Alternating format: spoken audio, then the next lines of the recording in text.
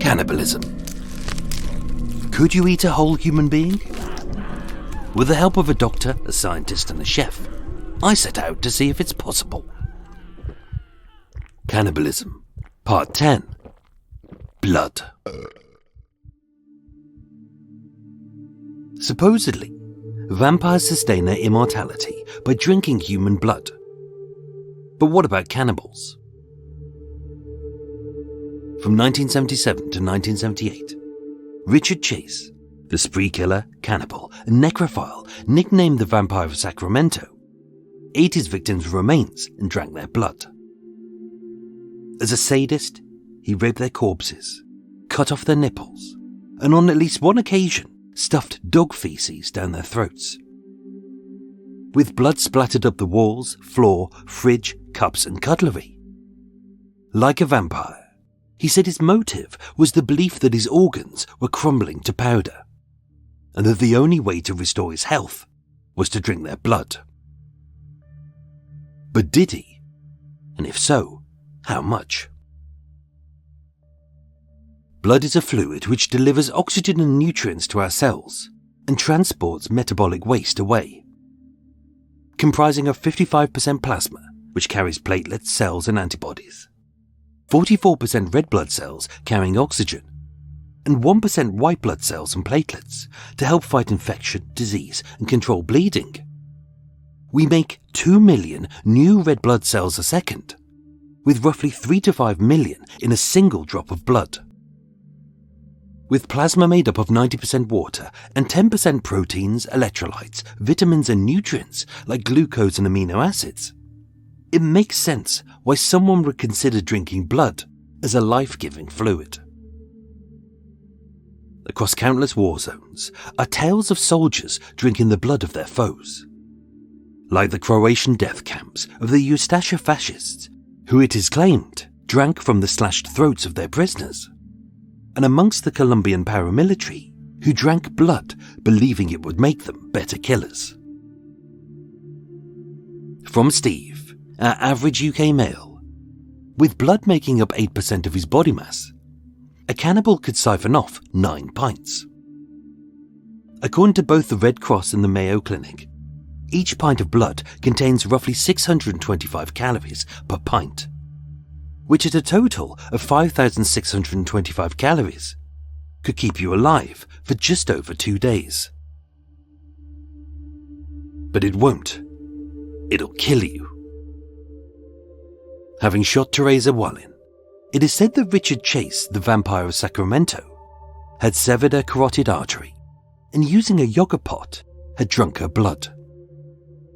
But it's uncertain how much. It's odd, as although it envelops almost every part of our bodies, even our own blood is toxic to us. But it's not the diseases or pathogens found in the blood which is the problem, as our stomach acids can destroy almost every form of bacteria, with the exception of E. coli and Salmonella, which adapt. The biggest risk is the nutrients it carries, as just 1 milliliter of blood contains 0.5 milligrams of iron, and while iron is necessary for life, high doses can cause hemochromatosis, resulting in liver damage, fluid on the lungs, vomiting, dehydration, and even death. And although thousands of people claim that they drink blood regularly as the oxygen-rich fluid gives them energy, even if it is pathogen-free, scientists state that it's unsafe to swallow anything more than a few teaspoons, roughly 20 milliliters of blood. The reason why other mammals, like the leaf-nosed bat, also known as the vampire bat, drink blood is because they need a huge intake of iron.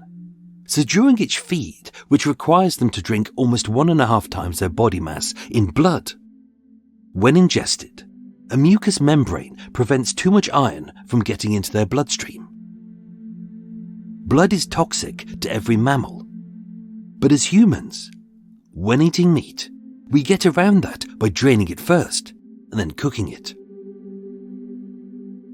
At the turn of World War II, Leonardo Cianciulli, the Italian serial killer who turned a victim's fat into soap, needed a way to disguise the metallic taste of blood caused by the hemoglobin in red blood cells. She said, "I waited until it had coagulated, dried it in the oven, ground it, and mixed it with flour, sugar, chocolate, milk, and eggs, as well as a bit of margarine.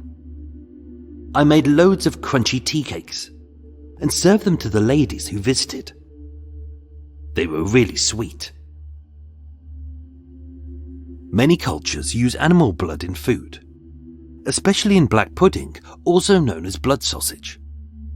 And with it containing 1 part blood to 4 parts water, given that Steve, our average UK male, has roughly 9 pints of blood at half a kilo per pint, he'd make 90 kilos of black pudding.